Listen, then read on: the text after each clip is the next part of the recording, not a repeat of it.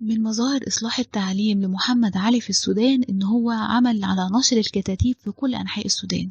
والكتاب هو عبارة عن مجموعة صغيرة من الأولاد بيجلسوا مع المعلم بتاعهم ليعلمهم القراءة الكتابة ويحفظهم القرآن.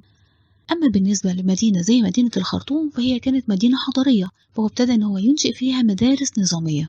وعلشان يحاول إن هو ينقل الخبرات بين السودان ومصر فهو أرسل بعثات من الطلاب السودانيين لمصر علشان يتلقوا التعليم في مجالات عسكرية والإدارية.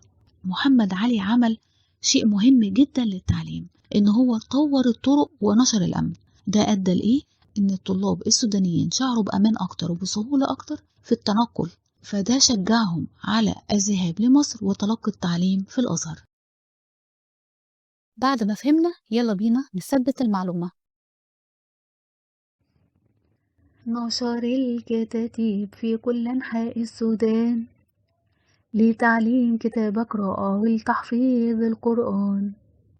أما في الخرطوم كمدينة حضارية أنشأ فيها مدارس نظامية.